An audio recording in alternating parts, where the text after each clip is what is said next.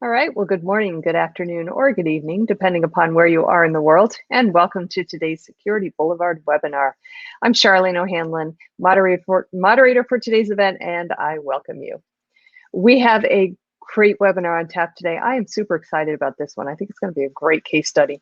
Lots of information to impart, but before we get started, we do have a few housekeeping items we need to go over.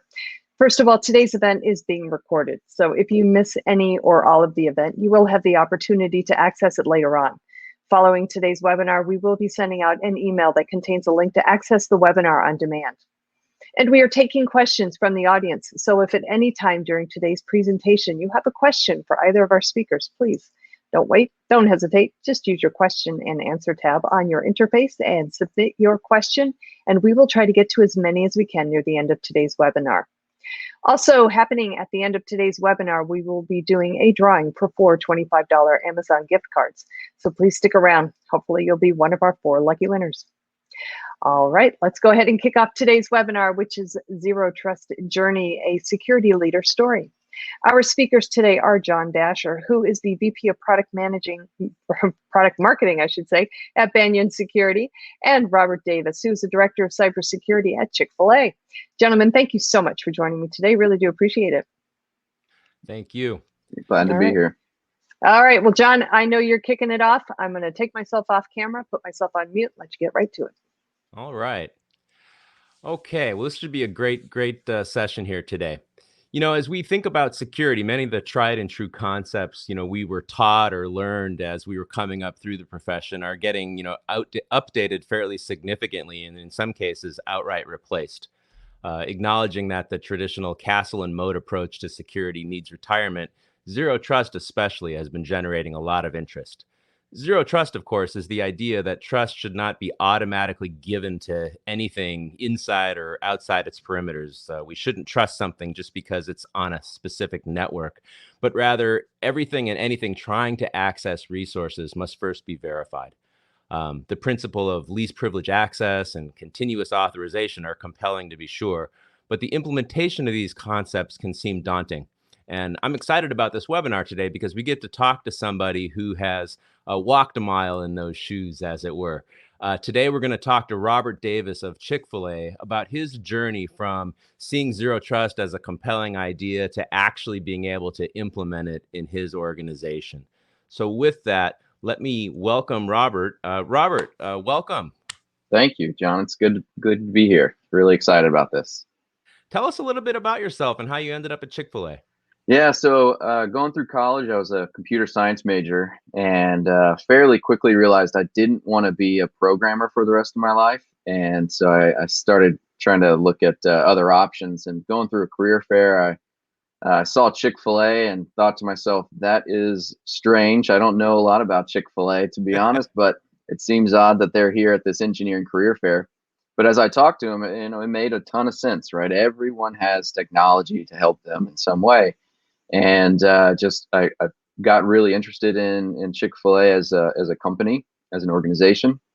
Made it through that process, and I've been there ever since, which is it'll be 16 years this summer. So I'm currently the director of cybersecurity for Chick-fil-A. Outstanding. Well, welcome. So let's kind of rewind a little bit and talk about those beginnings where you started to learn about some of the concepts regarding Zero Trust. For many of us, the beginning was hearing about Google's BeyondCorp, their concept of leveraging untrusted networks, i.e. the internet, to allow people to do their jobs. And then, of course, related directly to that, Zero Trust, again, this concept of assuming that nobody's to be trusted regardless of where they are, what network they're on, who they are, and continuously reestablishing that authorization and that trust and principles like least privilege access. Where was your first learning about Google's BeyondCorp? Yeah, so I ran across the very first Usenix white paper from Google on what they were building with BeyondCorp. I think it was late 2016-ish when I came across it. To be honest, I'm not even sure how I came across it, but it came across my desk, and I read it and got really interested in just the concepts of how you can increase your security in this ever-changing, more mobile world. And of course, that was even a little early back then. But yeah, it was fascinating for me to read that and just see that new way of thinking about network security. And just I kept watching and kept reading. They released a few more white papers on some specific design and the access proxy and that sort of thing. So I just kind of kept up with it from there. Was this also when you were first exposed to the concept of zero trust? So I'd been exposed to it previously, but almost every exposure that I had previously was almost solely dedicated to the concept of microsegmentation, where Okay. you're separating workloads and that sort of thing, and less about the front end and the user experience. So this was really the first exposure to a more practical use of the zero trust, concepts in the model. Yeah, I mean, for like many things in security, especially, there's things that are super cool, neat ideas, and then sometimes they kind of cross the chasm to wait, I can actually implement that super cool idea. I'm curious, what from a zero trust perspective, what did you think was early on? What did you think would be the thing that you would first kind of grab onto? Yeah, I think for me, the very first thing was just rethinking VPN, right? There was a lot of, if you look at breaches, some of the commonalities are, a user workstation gets compromised, Hmm. and then from there they either they leverage that network layer that the VPN provides, or if you're on camp, on site, um, and so you have this entire, essentially a trusted network, right? You're on this thing, and now you're trusted because of where you were. And this was a different way of looking at that and removing that, uh, the easier possibility of things like lateral movement, because you're not trusting the network. There is no network layer connectivity in that sense, and therefore you get this added level of security. So that was the first thing that really drew me into to the concepts. So in your intro, you talked a little bit about how you stumbled onto Chick-fil-A. Um, and of course, for those of you who might not know, Chick-fil-A is a worldwide brand famous for their chicken sandwiches, has been super successful. And in fact, has managed to be even more successful over the last year at a time when many businesses are struggling. It might not be obvious to folks how a quote unquote restaurant, a quick serve restaurant, has software as something that's strategic to its core. Why don't you talk to us a little bit about how software, what role software plays at Chick-fil-A? Yeah, so if you think about Chick-fil-A and where we were and where we are now, 16 years later for my career, the growth of Chick-fil-A has been, just outstanding. It's been a very consistent thing since I've been there, and with growth, at the rate of growth that we're seeing, we have to be more efficient in how we do things. And one of the best ways to be more efficient is to leverage software, right? To help with the process Automation software, and yeah. automating and that sort of thing, right? In our restaurants, the volume of customers that we have, generally speaking, on a given day is pretty high. And our footprint, restaurant footprint, sometimes isn't quite there to handle that volume. And so that really necessitates a need for these digital platforms. Mobile ordering, we got into mobile ordering a fair number of years back now. That really set us in a good position coming into the pandemic, and that really let us maintain that level of efficiency, and then in a lot of ways get more efficient, because you start shifting the ordering process to mobile. You eliminate a big bottleneck at the actual restaurant. So software there it's extremely strategic in helping us achieve higher numbers than we would had we not had it. What percentage of ordering is mobile now? That's a good question. I wish I knew the answer, but it's significantly higher now than it was a year ago. I know that. Sure, sure. So when you were thinking about your goals of making progress against moving Chick-fil-A security toward zero trust principles and architectures, how did you think you'd get started initially? Yeah, initially I really, because the paradigm and user experience is so different, I really wanted to start with my team first, so the security team, and say, all right, we need to eat our own dog food here, try this new thing out, understand all of the potential pain points that might be there for users as we eliminate, VPN. So really understanding, one, what was VPN used for, right? What were the applications and systems that people rely on daily that the VPN was there for? And this is pre-pandemic. This is pre-pandemic. Yep. So this is we started this journey of practically looking at zero trust and going down that road. We started that journey a couple of years ago. Yeah. And so it was really to start with my team and try to remove VPN, see if we can still work the way we need to. And then just kind of from there, you would move into choosing a couple of smaller, less critical apps to test with, to start expanding beyond my team, and maybe looking at getting some of the IT department to leverage it. And then eventually looking at business users and getting them involved to get that feedback going before you really implement this holistically across every application. And then for us, the last step will be basically implementing this everywhere and having blocking access to sensitive or critical apps if they don't meet the trust tiers that we're looking for. Yeah. Let's come back to that in just a minute. Why don't we do a poll question and get a feel for the audience in terms of where they are in their zero trust journey? Yeah, so we do have a polling question that is now open to the audience. The question is, how many folks have started implementing a zero trust project? We haven't started. We're researching solutions. We've begun implementation, or we've deployed and are using a zero trust solution. So the polling question is right there underneath the polling tab. You should see it there. You can go ahead and make your response. I'm going to leave the poll open for you guys for a few minutes. John, you can go ahead and continue with your presentation, and we'll circle back and take a look at the poll results later on. Sounds great. Thank you.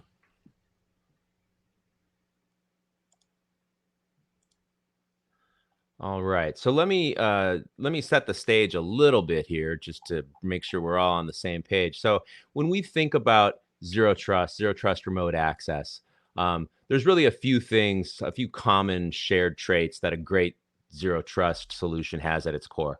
The first is you have to be able to trust that the users are who they say they are. For most organizations, this means I've got some sort of identity system in place, a single sign-on system in place. The second thing you need, of course, is device trust. You've really got to be able to trust that the device they're using is in fact trustworthy, whether that's a corporate issued and managed device or an unmanaged device that maybe your contractors are bringing to the party, or BYOD, as Robert mentioned, especially as the world went mobile, the plethora of the devices is certainly out there. And so having some level of confidence that the devices that are connecting to your precious resources are trusted is important. The third thing you want to do is be able to take advantage of the tools that you already have. You've got security tools, you've got infrastructure monitoring tools, and they throw off signals that are helpful in determining whether we can trust the user and their devices. So to the extent there's signals there that we can take advantage of, we should absolutely do that. With regard to distributed enforcement, we want to make sure that the enforcement of access policy happens as close to the application or resource as possible. Unlike a traditional VPN, which acts as a centralized choke point, we want enforcement to be in the logical traffic path because it's best for performance, scalability, efficiency.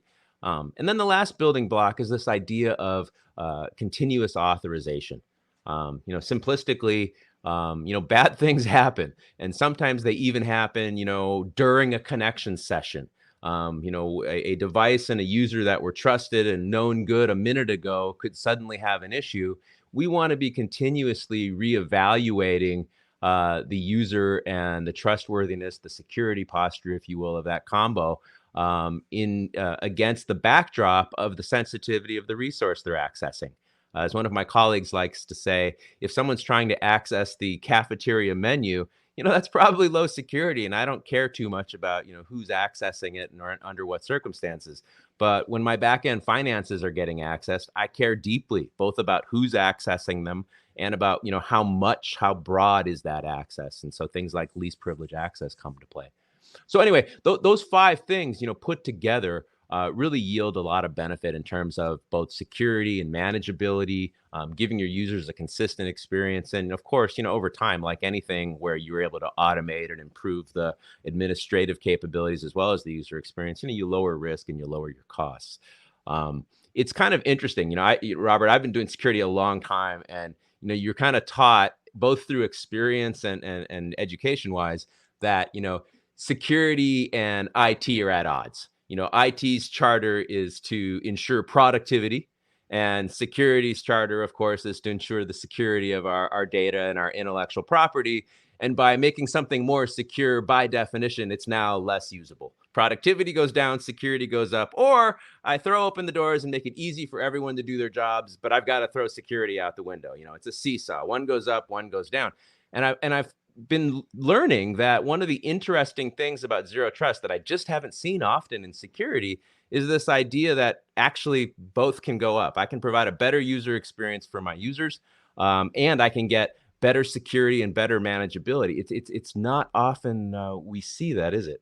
Yeah, no, not at all. I agree with you. I think this is one of those times when it can be a heightened level of security for the things that matter the most, but still allow for that flexibility and usability, which it's definitely something that's very attractive about the Zero Trust model in that regard. So yeah, exactly. I agree with you. So we've got some results back from the poll. Charlene, you want to talk about that? Absolutely. Let's take a look at the poll results. The question was, just to refresh everybody's memory, how many folks have started implementing a Zero Trust project? The majority, 46%, said that they are researching solutions, followed closely by we haven't started at 36%. And then we've begun implementation, garnered 10% of the responses, and we've deployed and are using a Zero Trust solution. 8% of the audience is doing so. So it looks like we've got some people closer to the top of the funnel, if you will, than the bottom, mid part or bottom. But great responses all the way around. Thank you to the audience for submitting your responses. Please note we do have another polling question coming up pretty darn soon. So keep your eye out for that, and we'll definitely let you know when it's time. Yeah, we have one more poll question, and then we'll do some Q&A at the end. I won't poll question you to death here. Let's keep going here. So, Robert, we talked a little bit about the pandemic, and certainly, there's no shortage of studies that talk about how in the enterprise we were seeing greater and greater use of remote access, of work from anywhere, if you will. Certainly mobility, as you mentioned, going back to 2005, 2006, and mobility rapidly taking off, I think forced a lot of that, the availability and cost reduction of laptops and all that. But really, when COVID happened a year ago, that all of a sudden threw us into a send everybody home. They're working from home. How did the coronavirus pandemic and work from anywhere affect your thinking on Zero Trust adoption? Yeah, so for us, we invested so heavily in SaaS over the last few years that our VPN usage, generally speaking, was fairly low as it was percentage-wise across the board. And so when the pandemic did hit and everyone was forced to be at home, and those that traditionally might not have used VPN much then started having to use it, that put a little wrench in. Like most companies, we had to beef up our VPN, right? Make some changes to make things work. And then in the back of my mind, I'm thinking, wow, it'd be sure would be nice if we didn't have to worry about this VPN right now. And as we had started our implementation the year before, so in 2019, we had started in a very small pilot, just really making sure we understood everything about the concept and the model. Yeah. And so yeah, it definitely made me think, okay, we've gotten through this, and there's still a decent amount of VPN usage. Now's the time to start moving really forward with the implementation. We actually did secure a project this year to do a much more broad implementation of it. Let me ask you to put your prognosticator hat on just for a moment.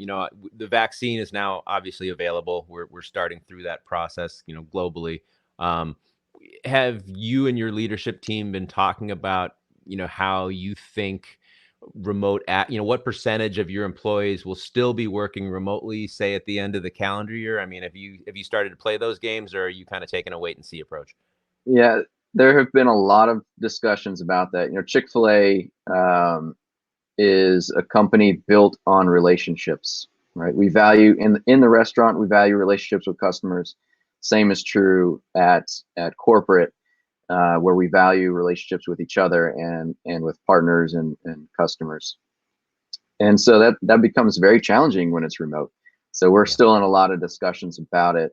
If I had my personal preference, I would be able to work remote for the rest of my life. I really enjoy that extra time in the day that I get back not having to commute. But yeah, that's still TBD at the moment on what the long-term plans are there. So would it be your expectation that there'll be some mix going forward? I would imagine so. Yeah. What that mix Gotcha. looks like is the big question. Yeah. So let's talk a little bit about your starting point. You started getting into it, and I kind of rudely cut you off there. But what we see at Bannion Security is, for most organizations, the easiest way for them to get started with Zero Trust is some sort of a targeted proof of value project. Sometimes it's with a group, like you were mentioning. You started with your own team. Sometimes it's with a specific application. Sometimes I think people, especially those folks that are researching, think it's like this gigantic all or nothing, boil the ocean, and I've got to rip out, the entirety of my VPN, and overnight I got to replace it and pray to God it works, blah, blah, blah. And that's really not the case. I mean, you can really kind of have a granular, constrained project to get started with, and grow, horizontally, almost like you scale in the cloud. How did Chick-fil-A, you told us that you started with your own team, but what exactly did you do for your initial deployment? Yeah, so we're still in implementation phase, of course, but initially, again, it's basically getting my team. My original thought was, let's get our team using this model for as many applications as we can, specifically for this team. And then as we're starting to do that now and really understand the pain points, it's the next step will be, okay, let's get some non-security representation here and get their feedback and pain points, and just keep moving down that path. But to your point, there's no need to boil the ocean, right? Provided you choose the right solution. You should be able to choose a solution that allows you to do one thing at a time, right? Like, start with one application. And in best case, you could even start with a non-enforcing mode where it's there and it's usable, but it's not going to stop somebody while you understand the pain points, right? So that's what I would recommend is just making sure whatever solution you go with allows you that flexibility, because that's going to be key to successful implementation, because it's a decent change for user experience, in mostly a good way, but it's still a change. And people are usually not super excited about change. So So was that one of your bigger challenges, or what was your biggest challenge in starting your rollout? yeah, to be completely honest, I think the biggest challenge was not accepting this model and knowing the user experience is going to change, and there's things in that nature. The biggest challenge, quite frankly, is just getting resources dedicated to doing this work, right? Chick-fil-A's growth, again, has been phenomenal, which is wonderful in a lot of ways, but it's hard to keep pace with the growth. And so new projects and new ways of doing things become challenging, because we're still, we oftentimes have to play catch up in the security world. If you want to be innovative as a company, security, you have to find the right balance, of course, but security is not gonna be out in front of everything, right? So that's still our biggest issue today. But we're like I said, we're slowly but surely tackling this problem, right? One thing at a time, and we'll get there. And hopefully by the end of the year, we'll be there with full implementation out there. Excellent, excellent. Why don't we do our last polling question and let the audience weigh in and see, to the extent they've begun thinking about their starting project. Let's see where they are. All right, we've got one going out to you right now. The question is, for those of you who are planning or have deployed a Zero Trust solution, where did you start? You can choose from developers' access to IaaS infrastructure, security/IT access, third-party remote access, or broad VPN replacement. You can go ahead and make your choice. And as with before, I will keep this polling question open.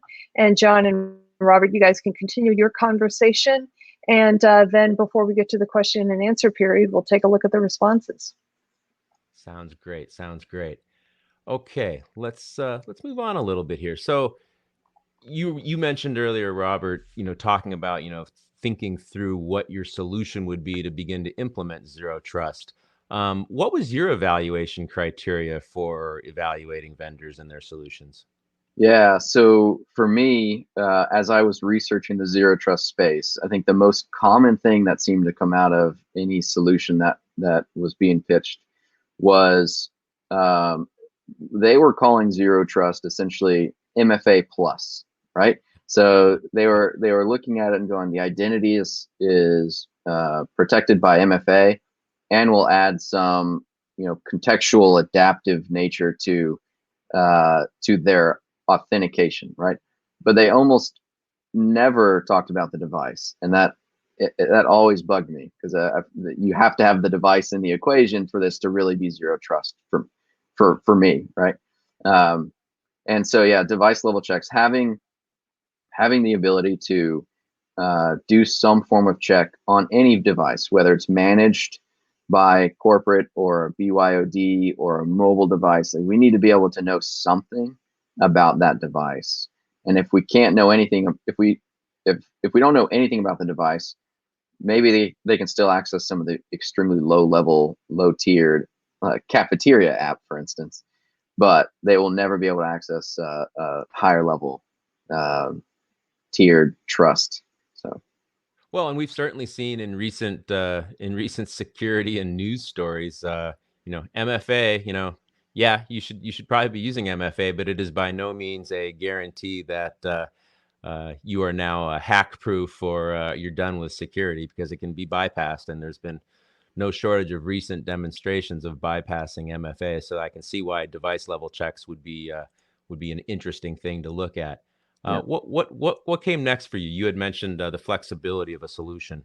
Yeah, so I was kind of talking about this a little bit with the implementation question, but it has to be something that's flexible for our use cases. So it needs to be able to work for on-premise applications. So basically replacing VPN in a lot of ways. It needs to work in the cloud. It needs to work with our SaaS solutions. It needs to work with our identity provider. I don't want a new identity provider, so it must integrate with that today. There you go. Yeah, the third criteria. Sure. But yeah, being extremely flexible in how we can implement it, starting with one thing and then eventually adding additionals, or starting in a non-enforcing mode across the board, just to gather the data. Those things are critically important for success. Yeah, and then continuous authorization. I think that was actually, as I was doing some tests and understanding solutions and trying to figure out the best one for us, the continuous authorization was at the bottom of my criteria list, and it still is, because if you don't have those first three, then the bottom one doesn't really matter much.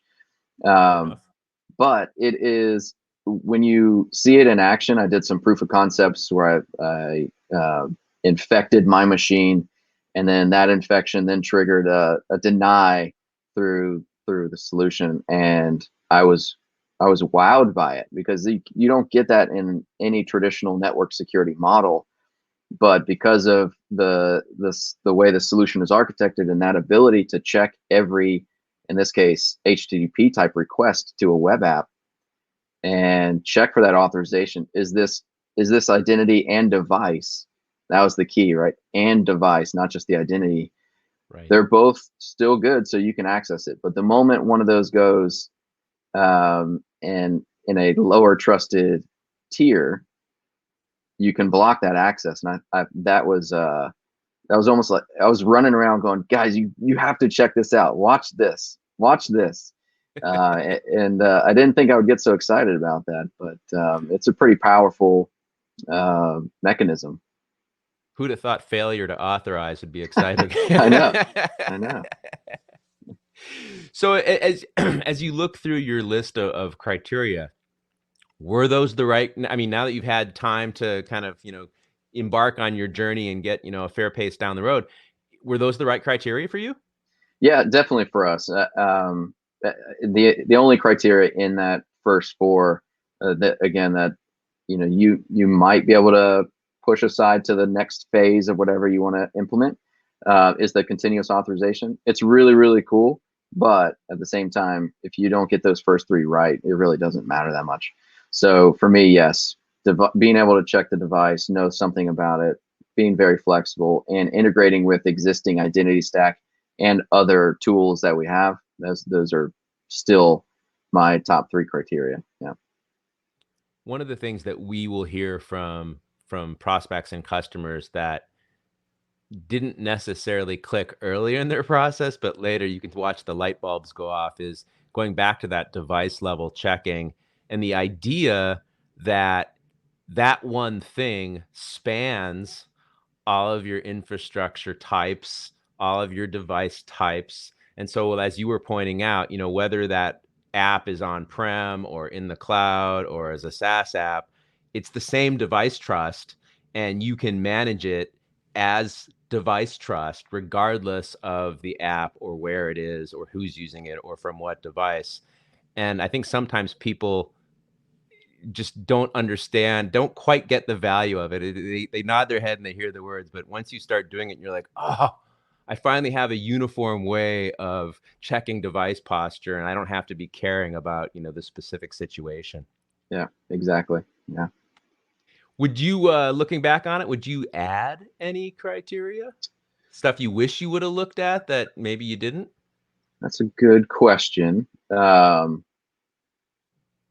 I would probably get a little more in depth with the identity stack. So there's one thing to integrate with an identity stack and understand OAuth or SAML and do that, but it's another thing entirely to be able to do that and understand the stack from top to bottom and know how flexible the rollout can be.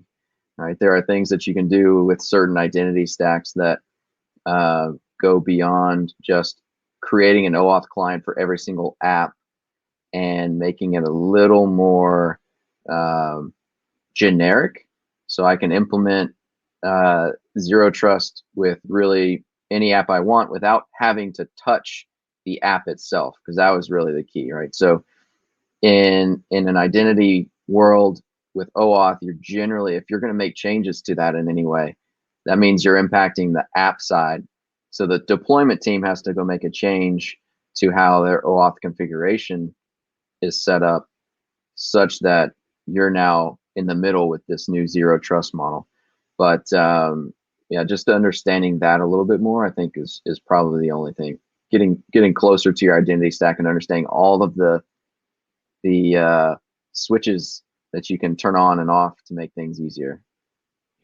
In your organization, do you have, as security, do you have responsibility for identity, or is that on the IT side of the house? Yeah, so we actually, security is within IT, so we're all under the same umbrella, but identity is not under the security umbrella. It's under our more shared service, shared platform team. So yeah, and I think I think it's fairly undeniable that in the last, I don't know, what, 5 years, we've seen IT and security certainly, be more collaborative and work closer together. Sometimes it's like you said in your organization where it's really, you're all under the IT umbrella. Sometimes they're separate organizations, but, clearly there's things that we're talking about here with regard to Zero Trust that cross the traditional security and IT, borderlines, if you will. And so that level of collaboration can only help a Zero Trust deployment. And as you point out, it in fact is required, really, especially on the identity side. Yep, exactly. Yeah. Us growing up kind of, identity maturing alongside security in the IT world versus us being completely separate and just going to that identity team and saying, hey, we need to do X, Y, and Z. And they have no idea what we're talking about. We've kind of grown up together, and it made the implementation pretty seamless for now. So yeah, it's been good. Turning this around, if you were a younger company, a startup or a small company, you really do have to have identity in place before pursuing a Zero Trust solution. I mean, it's kind of one of the bedrock core. We started off talking about the principles of Zero Trust. Users, first thing we talked about, and so you really do have to have your SSO kind of in place and operating before kind of taking that next step. Would you agree with that? Absolutely. Yeah. You've got to have SSO on using the more modern authentication protocols with OAuth, SAML. And then on top of that, MFA, right? If you're not doing MFA first, I feel like there's no real reason to go down another road, because MFA is the puzzle important. The key. Yeah. It's that first key. So cool. Why don't we talk a little bit about the result of the second poll question, and that was around where people are in their journey. What was their pilot project? Charlene, you want to review that with us? Absolutely. So the second polling question is just to reiterate, for those of you who are planning or have deployed a Zero Trust solution, where did you start? The majority of folks, 58%, said that they started with security/IT access. And then about half of those, little less than half said, 21% said developers access to infrastructure as a service. And the remaining 12% said third-party remote access, and only 9% said broad VPN replacement. So those are pretty telling answers there. So I wonder, does security IT access, does that make sense to you as the most popular response? I'll let Robert answer that. I mean, yeah. The path you went down. Yeah, for me, it definitely does. And it really starts with that group. In some ways, may feel some of the pains more than others, but is that also because of the complexity of their typical environment, or what? Why? Yeah, I think yes, the complexity. So they're accessing infrastructure, for instance, right? A normal business user might not do that, but they will, and so they'll run into some pain points that business users won't. They'll also, in some ways, not this very general statement, but they may complain more than some of the business users, right? Especially some of the power engineers. They'll let you know right away if something is impacting their workflow, right? And they don't like that. So I think starting there makes the most sense. Well, you probably get a level of technical information with that complaint that you might not get from a business user who's simply, logging into Salesforce. Exactly. Yep. So I've got, exactly one slide of talking about Bannion security. We'll walk you through, and then we'll take some questions here. We've got a few things that we very consistently hear about why people choose Bannion security. Our customers are very consistent in this regard.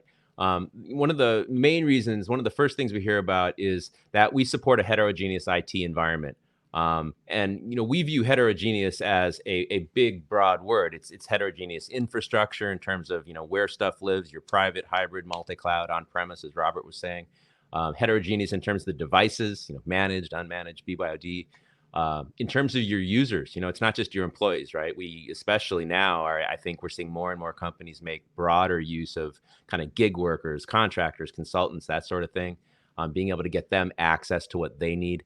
And then again, just in terms of the resources, web apps, SaaS apps, servers, services, even APIs. We're seeing people, take advantage of Zero Trust to cord off which APIs are accessible and to whom and under what circumstances.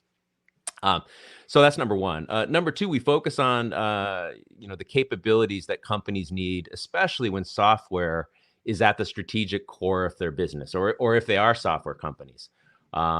We really pride ourselves in our ability to provide one-click access to infrastructure.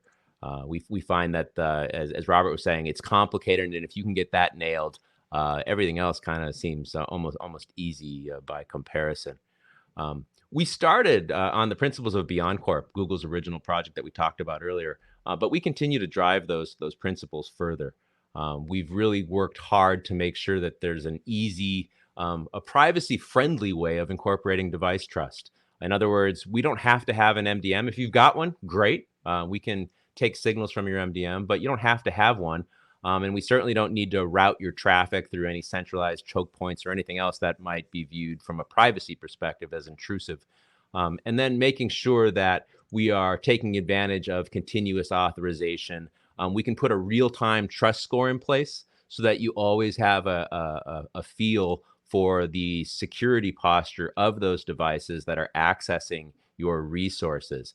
And so the key point there, right? Being able to have a policy that leverages device trust. Every security product's got policies, no doubt about it. But being able to incorporate device trust in those policies and then do so real time is a neat way to be able to handle some of this stuff. So those are kind of some of the core things that Bannion Security feels like are key to our DNA, who we are, and what we're offering. We'd certainly love to talk to you about that at your leisure. You can go to our website, www.bannionsecurity.io. We'd love to have a deeper conversation with you all. But before we get to that, I promised we'd reserve time for Q&A. We've got a great resource in Robert. So why don't we open up for some questions? Yeah, great. We've gotten some questions in, but there's plenty of time for questions, guys. If you do have one, go ahead and use that question and answer tab and submit it. You can also put it in the chat and we'll just move it over for you. No big deal at all. First question is from Mike, who asks, so is Zero Trust a misnomer?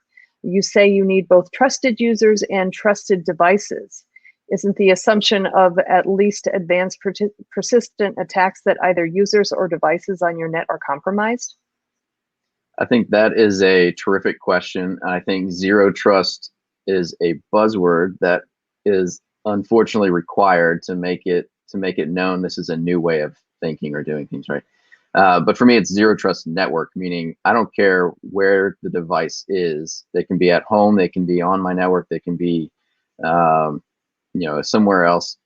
Starbucks. Starbucks, yeah. But I don't trust the device. I don't trust the network they're coming from no matter what. I have to build some level of trust in some way, and that's where users and devices come from. The assumption that APTs are infecting a user and or device, yes, absolutely, that's true. So Zero Trust does not end with having a user and device level check. You still absolutely need to be doing the security monitoring, the security detections, looking at EDR, like adding those to your security program are still important, but you're going to do that whether you have Zero Trust or not. Zero Trust now gives you some flexibility to do things differently.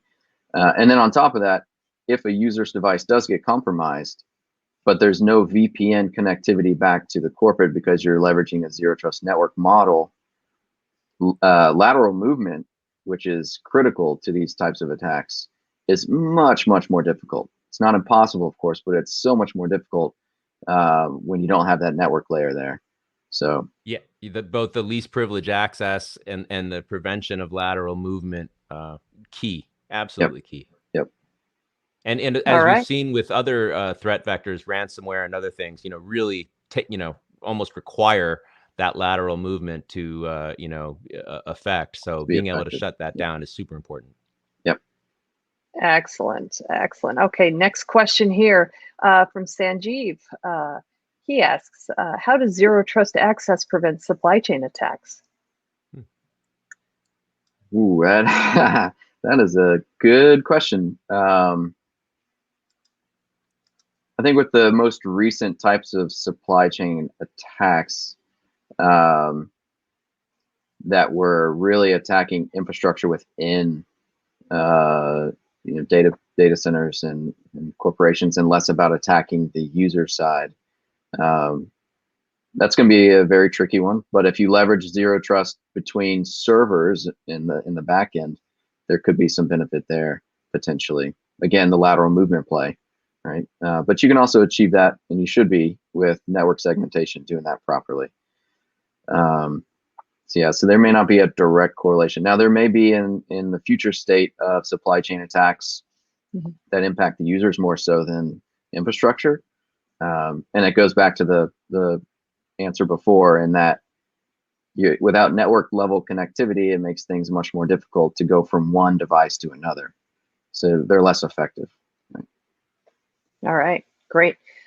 We've gotten some great questions in so far, but there's still plenty of time. If you have a question, go ahead and use your question and answer tab, and we'll try to get to as many as we can. Next one here is from Breeza, who asks, can SSO still be integrated with passwordless authentication, taking into account zero trust? Oh, great question. Yeah. John, if you want to answer that from a Bannion perspective, go for it. But I would say yes, absolutely. But it will be somewhat dependent on your identity stack as well. But yeah, absolutely. It's one of my favorites, because I still get a giggle out of, I have a password manager, yes, on my devices, but being able to allow employees to have a passwordless path to the resources they need is really nice. I mean, let's face it, we've got no shortage of passwords on this planet, and being able to be secure and do so without having to manage passwords is really, really nice. It's nice to not have to file IT tickets to do password recovery. It's nice on all sides of that equation. All right, great. We actually just got a little chat in I thought I might share. It says, it's from Alexander, who says, zero trust is not only about users, but about suppliers as well. So trust no one, check always. That goes back to that supply chain question. I'd love that comment. What do you guys think? Yeah, and I'd add on that, not only check always, but it's not just the initial check, right? The real kind of groundbreaking idea here is continuously check, even after you've checked and verified and validated. Things change. We live in a dynamic world, and just because you put somebody on the approved vendor list doesn't necessarily mean that the device they're using at this moment in time is good. And so, yeah, absolutely. Yep. All right. Excellent. Okay, moving along. Next question here. It's another one from Mike. Says, did we used to call zero trust least privilege? And in that zero trust, we always limit what any user or device can do on the network.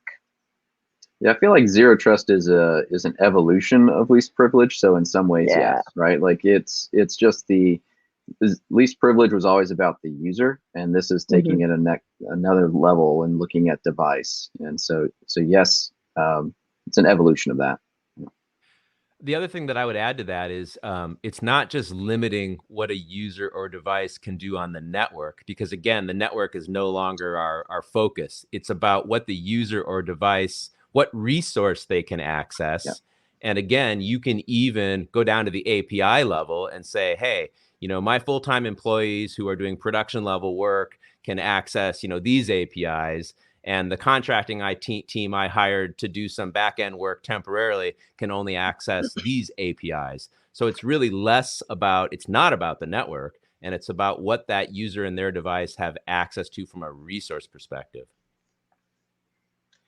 All right. All right. So we are about 10 minutes to the top of the hour, which means we have about 8 more minutes for question and answer period. So once again, there's plenty of time. If you have a question, Please send it on in. Our next question is from Charles, and my buddy Charles. He actually, Charles. I know Charles. Yeah, Everybody knows Chick-fil-A. Charles. Yeah, Chick-fil-A's mobile app is the best because of how well it integrates with the store system.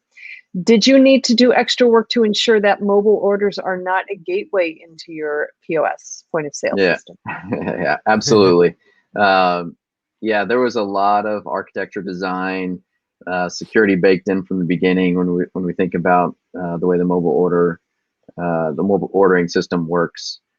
So yes, there was some extra work involved there for sure. Okay. All right, we have another one here that kind of connects Zero Trust and least privilege access. Where in your Zero Trust adoption has least privilege access had the biggest impact from a security perspective? Where in the adoption? It's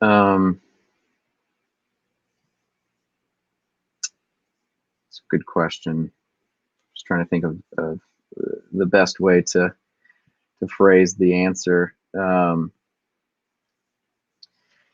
Yeah, I would say when it comes to cloud infrastructure, right? So as we started to adopt the usage of AWS, one of the things that we did was we tackled it from a multi-account strategy perspective. So we have, let's say over 200 accounts, and each one of those accounts has a limited number of people that have access to the infrastructure within that AWS account.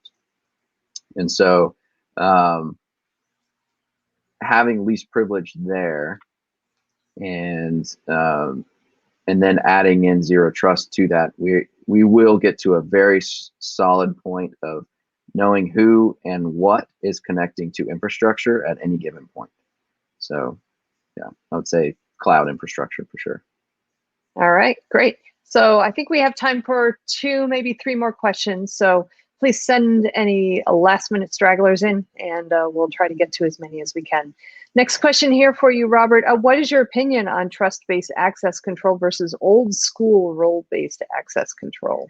Yeah, I still like old school role-based access control, but this is similar to the least privilege question. It's an evolution of it, right? So you still need to do role-based in some ways, but now you can just extend it to this user is in this role and can do these things, but only from this device or this type of device. So it's just an extension of that. With a specific trust level, yeah. With specific trust levels involved, right? Yeah. All right, great. Mike has yet another question. Mike's got some really great questions. Mike. Yay, Mike. Okay, how does the Zero Trust network prevent protocols tunneling on other protocols? I recall articles about getting full internet access through an airport's DNS service by tunnel. How do you prevent exfiltration through non-obvious routes? So exfiltration is a very different problem. I would say Zero Trust network for me is all about inbound access and who can access, to John's point, what resource and what trust level is required to get there.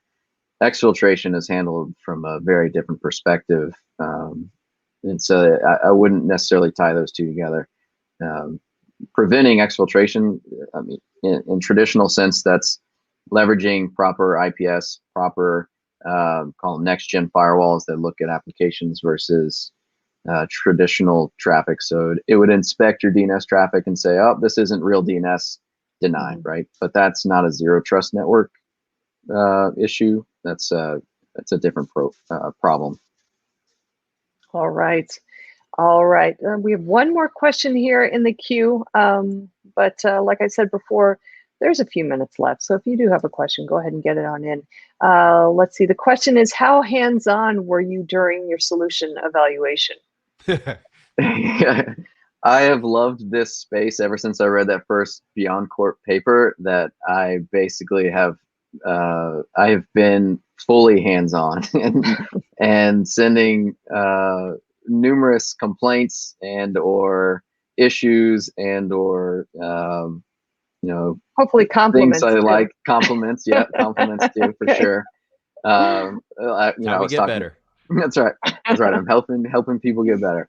Yeah, I was talking about the continuous authorization. That was me playing with that capability and trying to really understand it and getting as hands-on as I possibly could. So yeah, extremely hands-on. Excellent. All right. All right. Well, we are about 5 minutes to the top of the hour. That is all the questions that we have currently in our tab. I will go ahead and leave the question and answer tab open to see if we get any last minute stragglers in. And while we are waiting, I do want to quickly remind the audience that today's event is being recorded. And so if you miss any, if you've missed any or all of the webinar, or if you just want to watch it again, you will have the opportunity to do so. Following today's webinar, we will be sending out an email that contains a link to access the webinar on demand. And the webinar is also going to be living on the Security Boulevard website, so you can go find it there. You can just go to securityboulevard.com/webinars, look in the on-demand section, and it should be right there waiting for you. All right, no other questions have come in, so I'm going to go ahead and close out the question and answer period. And I do want to thank everybody who did submit questions. Some amazing questions today, guys. Thank you so much. I do appreciate your engagement with the question and answer period. And lots, as I said, lots and lots of really great questions that came in. So thank you again. All right, so I think the last thing I have to do today now is to do the drawing for the $425 Amazon gift cards. Let's go ahead and do that. I know it's what everybody's waiting for. All right, our first winner today is Dan B. Congratulations, Dan. Second winner is Brian O. Congratulations, Brian. Our third winner today is Rachel B. Congratulations, Rachel. And our fourth and final winner today is Brent B. Congratulations, Brent. We'll be following up with all four of you via email to get your Amazon gift card over to you. So please check your inbox. And if you don't see anything there, please check your spam folder. John and Robert, great presentation. Lots and lots of interesting stuff. I really enjoyed your conversation. And, you know, judging from the comments and the questions that came in from the audience, I can tell they got a lot out of it too. So thank you very, very much. Really do appreciate it. And thank you, Robert. Thank you, Charlene. Thanks for everyone at Media Ops for putting this together. But Robert, thank you so much for your time. I know you're a super busy guy, and I really do appreciate you walking us through some of your journey so that we can all benefit from that. Yeah, I had a great time. So thanks. And if anybody ever wants to talk Zero Trust or security or just general stuff, feel free to reach out to me on LinkedIn. Love to make a connection. All right. All right. And I as well want to thank the audience for joining us today. This is Charlene O'Hanlon, and I'm now signing off. Have a great day, everybody, and please stay safe. Thank you.